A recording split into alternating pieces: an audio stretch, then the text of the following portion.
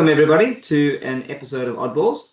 I'm joined by Joe today, and we are doing our first of a series of episodes in relation to the FIFA World Cup, which is beginning in June and is being hosted by the United States, Canada, and Mexico. And before I let Joe take the reins, I just wanted to give you a quick overview of what to expect from us during the World Cup. Today, we're going to be looking at a history of the World Cup, which we're going to do over 2 episodes, split on a year-by-year basis. And then after that, we'll do a few more episodes covering topics like the road to the World Cup, so how teams qualified in their respective groups and pathways for the World Cup, where the rags to riches stories were, any big teams that have perhaps missed out on the tournament. And then we're going to have a look in a couple of other episodes about maybe who the favorites to win the tournament are, who are some dark horses we might expect to see upsetting the apple cart a little bit. And then during the tournament itself, we might give you some predictions, preview the bracket once we know what the knockout section of the World Cup looks like. And then we may also dig into 1 or 2 controversies that have occurred or might yet occur in the World Cup. So that's just to give you a quick overview of what to expect from us. I leave us in Joe's very capable hands to guide us through the history of the World Cup. The history of the World Cup. Well, true to Oddball's form, we are starting before the first World Cup. A bit of prehistory here. So kind of all these sports, rugby, football, all the different types of football basically began as British, English mostly, private school sports, and kind of each school had their own sport. In the 1860s, there was an attempt to kind of codify these games so that people could play against people from different towns, different countries, even eventually. And sorry, obviously to add on to that, it wasn't just in the private schools. There were these existing sort of ball games that took place in rural towns and stuff throughout England, Europe, throughout the world over time. But the codification kind of focused on the private school games. 1872 saw the first ever international fixture, which was England against Scotland. And it was a group of, I think there was an 1870 fixture with a group of Scottish people working in England who played against an England team. And then 1872 saw this England team go to Scotland to play against Scotland. And that Scotland team was entirely made up of players from one club, which is Queen's Park. That game ended 0-0. And so the thrilling sport of international football was born. Goldfist. So as the sport kind of grew over the next 30 years or so, one of the big splits was professionalism. Professionalism was more adopted in Northern England, where it was kind of a more working class area. Southern England kind of retained a little bit of a grassroots, not a grassroots, sorry, like a spirit of amateurism. It was kind of a gentleman's game. Just to quickly interject there, for anybody who's interested, go watch the English game. Yep. On Netflix. It's very good. A limited series of about 6 episodes, and it pretty much deals with exactly that. The progression from the sport from amateurism into professionalism. And so an underrated, a very important part of this progression to professionalism was actually the Pope, who wrote a treatise on how sport could be kind of a vehicle for the poor and downtrodden to be uplifted. As Pope Leo the 13th.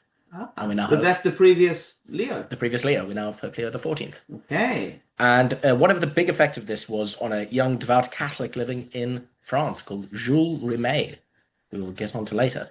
But he eventually ended up founding his own football club, Red Star, in Paris. And it was a professional club from the beginning. Anyway. Any connection to the Red Star Belgrade team? Or? No, I don't think so. But I mean, it's still an existing team. Yeah. The sport kind of grew quite quickly around the world, particularly in kind of Britain's informal empire compared to the formal empire. So South Africa, Australia, India, like the big cricketing countries, you actually don't think of as big footballing countries. But where it did grow really quickly was where British kind of industrialism was taking root, particularly in South America. So Argentina, Brazil, Uruguay were the big kind of 3 South American teams, and then throughout Europe as well. Eventually, the game there was a little bit of tension between the British authorities and the more international authorities. So FIFA was set up in the early 1900s, had a few bumps along the way. Obviously, First World War comes along. Eventually, they start overseeing the Olympics. So the first football was played in the 1900 and 1904 Olympics as a demonstration sport. And then in 1908 was the London Olympics, and the FA organized the competition. and Great Britain obviously won gold. Um, Moving forward into 1920, FIFA took over the handling of the event, and I think there were 13 European teams, and Egypt joined as well. And that was kind of the de facto world championship at the Okay. time, the Olympics. 1924 saw a little bit of a split again when it came to professionalism and amateurism. Uruguay became the first non-European team to win. They won gold at the Paris Olympics. They were mostly kind of a professional team though, which was Playing all presumably in Uruguay. yeah. Okay. But they all got their boat to Paris and won the gold medal. 1928 in Amsterdam again, Uruguay won gold medal. And so a few of these factors kind of coalesced into FIFA looking to set up a world championship for professional players because the Olympics were getting a little bit suspicious of the amateurism. And Uruguay were decided to be the first hosts, both because of their success here and the fact that they were willing to pay for other teams to come join, and because it was their 100-year anniversary of the independence of Uruguay. I see. Enough compelling reasons. Yeah.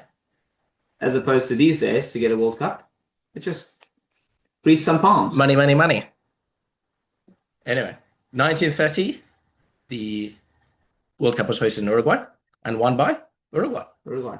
See, this is the thing that I've known. The first winners were Uruguay, and it's always kind of stood out to me as this strange kind of quirk of history. Like, oh, it must have just been a case that it was a random little tournament and Uruguay somehow managed to win it.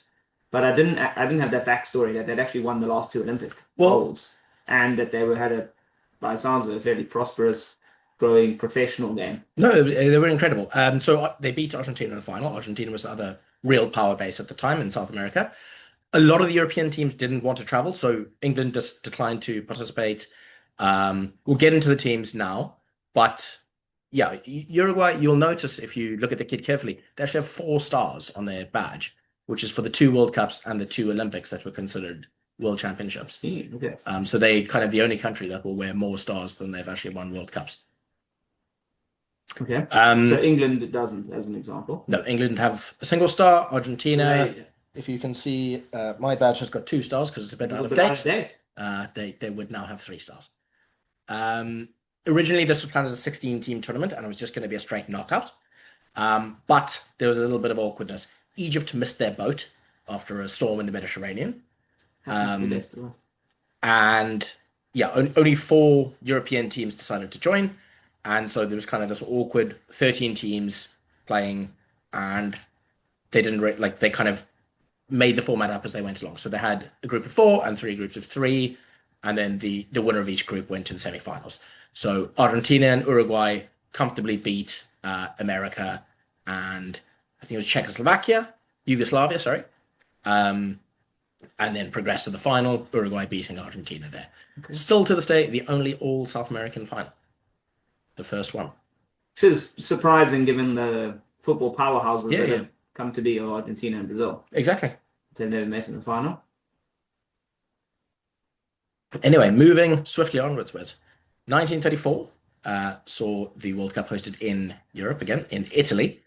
And a little bit of a shadow over this World Cup because Mussolini was obviously I don't know what he was, the president of Italy at the time, Il Duce. He was calling the shots. He was calling the shots, and he wanted this to be an expression of Italian identity to show the world that they were superior, both on and off the pitch.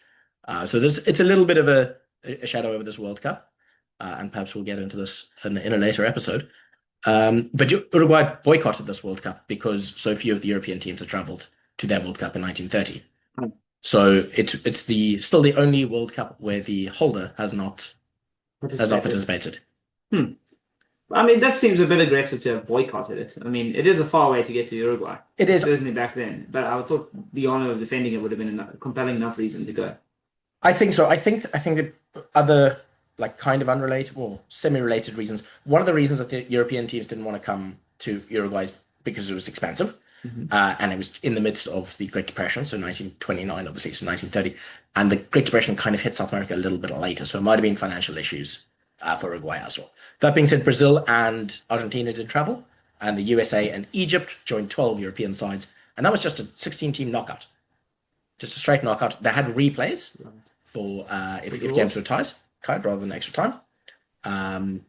Well, I think in the first and second round. Eventually, in the final, it did go to extra time, and Italy beat Czechoslovakia 2-1 after extra time. Okay. I appreciate Egypt's early commitment to these World Cups. Yeah. Well, So, they're part of the Mediterranean world, I guess. 1938, hosted in France. So there was a little bit of a pattern that went on in the early years. There was kind of one in South America, two in Europe, one in South America, two in Europe. And I'll see that develop over time now. So hosted in France, another European tournament, more boycotts from Uruguay and this time Argentina as well. This was in relation to a Olympic match in 1936. It was Peru against another European, I think it was Austria, and there was I think what happened was a Peruvian fan charged onto the pitch and I think might have punched one of the Austrian players. And anyway, the game continued. Peru ended up winning, and then FIFA afterwards said, "No, this can't be allowed. We'll award the match to Austria." if you were gonna punch any Austrian around that time, it shouldn't have been 1938, shouldn't have been a footballer. Well, sorry. So this was 1936. There was an issue with the 1938 team. Again, it was meant to be a 16-team tournament, but Austria withdrew because they had become part of Germany, the Anschluss. So it was down to 15 teams, again in knockout format. Was Germany due to participate? Yes, they did. Okay. I think they did play. So the teams just would have merged Yeah. as opposed to them not participating at all anymore. So some of the Austrian players did play for Germany, and some of them boycotted it. Spain couldn't play because the Spanish Civil War was ongoing. So a lot of the big teams you would think about kind of didn't join. Cuba, Brazil, and the Dutch East Indies were the 3 non-European teams, and then 12 European teams. And at this time, when there were so few participants, was it mostly invitational? Anybody who wanted to participate pretty much could. So the first one was they weren't qualification routes like we expect these days. The first one was invitation. Okay. After that, it's all being qualification based, but it was relatively simplistic qualification. It was typically just essentially a tie between 2 teams, and they'd say Wales versus Czechoslovakia, and the winner goes through to the World Cup. Okay. So very simple, and maybe it was home and away. And it would have been kind of continental unions making those decisions. Yeah. Okay. Yeah. So yeah, I think UEFA had existed at that point. Okay. CONMEBOL is obviously CONMEBOL is North America, I think. No, South America. It's South America, and CONCACAF is North America. Anyway, so Italy went on to defeat the title, beating Brazil in the semis and then Hungary in the final, which some of these early finalists might be a little bit of a surprise to people. But Hungary was an incredibly strong football nation at the beginning. So were Czechoslovakia, and so were Yugoslavia. And obviously, I mean, in later days, Croatia made the finals, so Yugoslavia has still been strong recently. No one ever accused them of slacking off or not wanting to win again. They're always very hungry for the win. Yeah. And then obviously we have a bit of a break for the Second World War. A bit of a break. Well, two World Cups are missed. 1942, they hadn't actually decided yet, but it was kind of between Germany or Brazil. So you say 2 World Cups were missed, but it did create the opportunity for England to start the formation of one of its greatest football champions. Yeah. 2 World Wars and 1 World Cup. Yep. And I think, well, we'll get to it in 1966, but there was a headline let's get to it in 1966. Back to action now in 1950, because it was kind of between Brazil and Germany, and they weren't going to give it to Germany. In 1950, Brazil was decided to host the World Cup. Initially, they wanted it to be held in 1949, but Brazil said no. We'll host. Pretty much no one wanted to host it. Brazil, it was a bit like the Olympics recently. Brazil said we'll host it, but it has to be delayed another year, 1950. And I quite like that. It's kept kind of every 4 years, and obviously you just missed the 2 for the Second World War. Again, this was a 13-team tournament. It was the first to see England join, but there were a few weird withdrawals. India qualified for the first time ever, but decided not to take part because they wanted to focus on the 1952 Olympics, which they deemed to be the more prestigious event. Okay. It was also, I suppose, the cost of traveling. India to Brazil is a long way. FIFA also had banned players playing barefoot, which the Indian team did until the 1948 Olympics. But the captain did say that it wasn't a factor in their decision. Scotland also qualified by virtue of finishing second in the Home Nations Championship, which was Northern Ireland, Wales, Scotland, and England. The top 2 qualified for the World Cup. But before the final match, So is that how England qualified too? yes, England finished Okay. first, Scotland finished second. Before the final match, the Scottish FA president decided that Scotland would only participate as winners of the home championship, not as runners-up. So they dropped out. Had this qualification route been in existence previously? No, this was the first time British teams decided to enter. Previously, they said, no, we'll just play the home championship instead. It's a higher quality of football. I see. Okay. Yeah, we don't want to That's so England being there, it was the first time that they had elected to be Yes, in the running to play in it. yes. Okay. I think they would have joined every Okay. other time. So Scotland not joining, did their place get seeded to third place in the home nations? No, it didn't. They withdrew too late, I think. Oh, Turkey also withdrew. So again, we have this 13-team World Cup, which is very annoying. disgusting. And this is the most annoying bit of it all. I think they withdrew after the kind of draw had been done. So we ended up with one pool of 4, one pool of 3, and sorry, 2 pools of 4, one pool of 3, and one pool of 2. A pool of 2 Yes. with 2 teams progressing? No. Only one team from each pool progressed, Okay. the top team. And then rather than the semi-finals, they had a secondary pool stage. And this sets the scene for one of the most famous games in World Cup history. So Uruguay. So the qualifiers for the final group stage were Brazil, the hosts, Uruguay, the original champions, obviously, Sweden, and Spain. So they play the group games. The final game is Brazil against Uruguay. Brazil have beaten both Sweden and Spain. Sorry, just to clarify. Yeah. You said rather than semi-finals, so you're saying rather than knockouts in total. Yeah, they it's just just progress to a second group stage. Yeah. The winner of the group stage will be the tournament winner. The winner of the World Cup, yes. Oh wow, okay. So Brazil have beaten Sweden and Spain. Uruguay drew to Spain, but beat Sweden. So come to the final match. The situation is Uruguay need to win in order to win the World Cup. If it is a draw, Brazil will win the World Cup. If Brazil win, Brazil will win the World Cup. And 173,000 spectators show up at the Maracanã. 173,000. Okay. So that is pretty much double the next highest World Cup. Yeah, that's just immense. Final attendance. Show up to watch Brazil be crowned World Cup champions. And the Brazilians did not disappoint in the first half and took the lead. However, 66th and 79th minute Uruguayan goals saw shocked silence at the Maracanã. They still call it the Maracanazo. And Brazilians have this kind of irrational fear of Uruguay always in qualifying and stuff like that. It's kind of deeply ingrained into their minds. Very famously, so Brazil changed their shirts after the game as well. They used to wear white and blue collars, and now they've obviously changed to their iconic yellow. Transition to yellow. Yeah. Just to get rid of the bad juju associated with the lot. Well, yeah, and the bad juju they took very seriously because the goalkeeper from that game, Marca Barbosa, was kind of shunned just from all public life in Brazil the rest of his life, pretty much. He was working for the BBC in 1994. So this is 44 years after the match. And he was refused entry to the Brazil camp for interviews out of fear of contaminating them with his bad luck. Totally valid. Anyway. That's crazy. So Uruguay go on to win that tournament. Yeah, well, they won the match, and that's all they needed to do to win the World Cup. But they've won 2 World Cups. They've won 2 World Cups, 1930 and 1950. They've only won 1? Well, that's their 4, 2 Olympics and 2 World Cups. Right. No. And kind of a subplot was if we think about this as a script writer, would cut from this national humiliation, Brazil, the kind of the lowest day as a footballing country, cut to a 9-year-old boy across the country, comforting his crying father, says, "I will one day win the World Cup for Brazil," and he went on to win 3.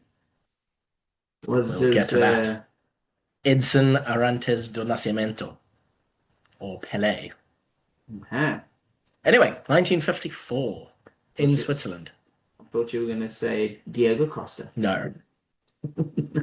Win the World Cup for Spain. 1954 Switzerland. This is kind of the first tournament in a modern format that we would recognize. 4 pools of 4, followed by quarterfinals.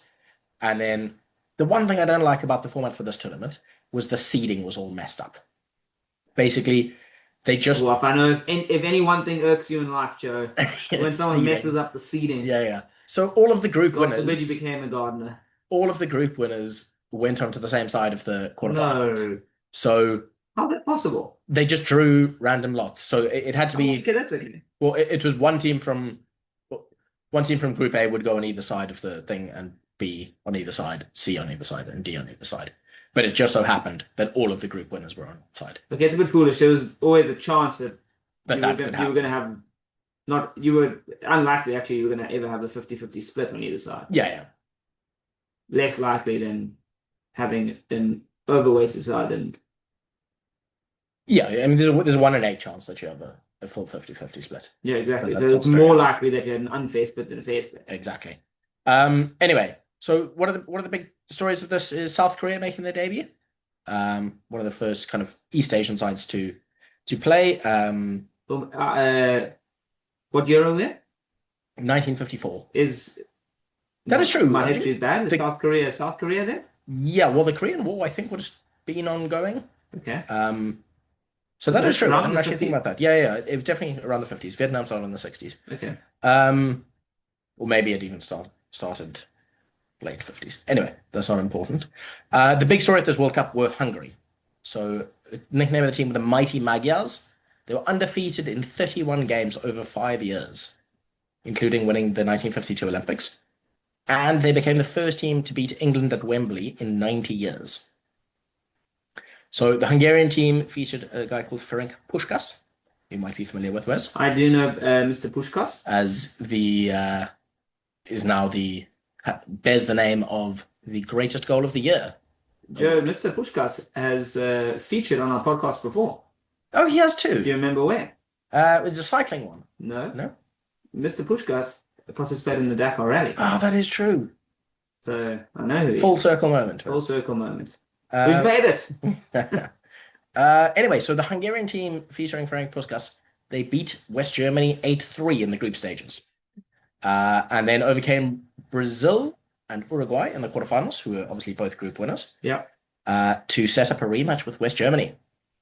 So there's a team unbeaten in 5 years. They've beaten this team 8-3 in the group stage, and they go 2-0 up after 6 minutes into the game. Everyone thinks this is going to be a mauling.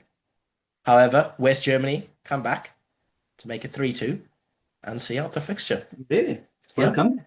So you would think what happened is amazing team of Hungarians. What did they go on to do? Still undefeated for the next 2 years. And then the 1956 Hungarian Revolution saw most of the players go into exile. And so that's when Ferenc Puskás went to Real Madrid. Kind of probably what made his name most famously in Western Europe. Although I suppose the World Cup Yeah. did a good job. So they would have been not unbeaten, but they would have lost one game in the better part of. About 50 matches. Yeah. It's pretty incredible. It is still said to be one of the greatest international teams of all time. Anyway, 1958, that little 9-year-old is now 17, and he is playing at the World Cup, although he's not really playing at the moment. Again, we have a 16-team tournament. Northern Ireland play, Wales play, and the Soviet Union play, all for the first time. One of the more unusual features of this World Cup is that two teams, well, four teams, two different sets of two teams, were tied on points and on goal difference. Although it wasn't goal difference at the time, it was it was goal ratio, and so they had to have playoffs in between, or sort of for second place to determine who qualified for the quarterfinals. And so Goal ratios, goals scored over goals conceded. yeah, divided by Uh, yeah, Fractions. yeah, fractions. Second year masters. Yeah. So Northern Ireland actually also made the quarterfinals, defeating Czechoslovakia in a playoff. Love a quarterfinal exit, don't they? Well, the North of Ireland this time. We've got a Anyway, variation there. This World Cup will be best remembered for sort of the exploits of Just Fontaine, French forward, who scored 13 goals in 8 games. That'll do good things for your team's ratio. Yeah. 6 in the group stage, 2 in the quarterfinals, 1 in the semifinals, and then 4 in the third, fourth playoff, which is a little bit. It's a free-for-all. Anyway, I did mention Pele wasn't quite playing yet. He did not really appear in the group stages. Made a substitute appearance, I think, in the final group stage game, and then played in the quarterfinals and went on to score 6 goals in the knockout stages as a 17-year-old to be the second top scorer at the World Cup. And Brazil beat Sweden in the final, the hosts, to break their World Cup duck. First of three. First of three in Almost quick the tail end. succession, yeah. Okay, so the start of perhaps something big on the Brazilian front. Perhaps. Well, then we go now to 1962. And they beat Sweden in the final. Sweden in the final. Yeah. There are Must be Sweden's first and only final appearance? Yes.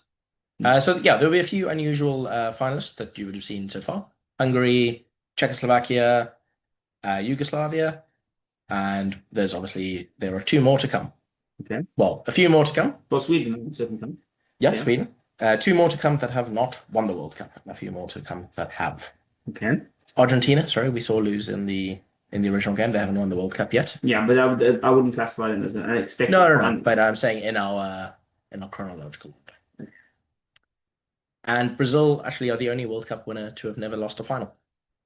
Certainly at this stage, and they've continued that fact. They've continued that. They've never lost. Everyone they've made, they've ended up winning. Yeah, well, the game we spoke about earlier, the Maracanazo, was not technically a final because it was a group stage game.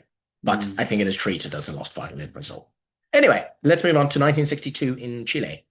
So this World Cup was marked by quite a significant decrease in scoring. The number of goals per game went down to below 3 for the first time ever, and it hasn't got above 3 again. Actually, maybe it has in the last few. In the tactics of football? Yeah, a little bit tactics. It became a little bit more physical. Professionalism? Yeah, I think professionalism is certainly an argument. And yeah, players just got a bit bigger, a bit bulkier. Yeah, it was just a slightly different game. Very aggressive World Cup from everything I've read. Pele got injured in the second game and he didn't play again. So it was actually spoiler alert, Brazil go on to win the World Cup. Okay, but he didn't. He wasn't exactly the pivotal man. He was not. No. So their backup striker was apparently excellent in this World Cup. And so was Garrincha, who also played the previous World Cup. He's a little bit older than Pele, but excellent player, brilliant dribbler. Yeah, he was one of the guys you think about when you think about the typical Brazilian kind of samba star. There was a fixture between Italy and Chile, which was nicknamed the Battle of Santiago. There's quite a bit of bad blood between the Italians and Chileans. Italian journalists had kind of said, like, why are we playing in this World Cup in Chile? That's like a bit of a... It's not a pleasant country to be in, and the Chileans obviously didn't take very kindly to that. West Germany versus Italy was also described as wrestling and warfare. So, I mean, the common denominator here seems to be the Italians. Just to be clear, they weren't at the Rugby World Cup. No, they were not. The Rugby World Cup still has a few years to go. 1962, yeah. Maybe someone saw this and was like, let me tell you, I have an idea for a game. Tournament. Yeah. So Brazil beat England in the quarterfinals and Chile in the semifinals, the hosts, again doing very well, and then Czechoslovakia in the final to defend their crown. Let's run through 1966 because we don't want to spend too much time on this. I know. I would say it's okay to skip it entirely. Yeah. So the most notable sort of thing to speak about, to note in 1966 is the debuts of Portugal and North Korea. Okay. So by this time, the Korean War would have been over. Sorry, I did a quick Google search. North Korea and South Korea split immediately following the Second World War in 1945. But the Korean War would have still been ongoing, I think. Oh yeah, it was into the 1950s. Yeah. So both of these teams did incredibly well in their first World War. North Korea and Portugal. Okay.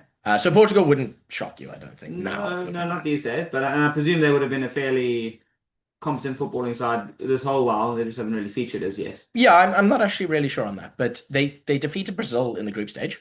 Okay. And Brazil didn't even make it out of the group stage. She's talk about conquering a nation. Hey? Yeah. Well, twice. If you did it once, you can do it twice. Yeah.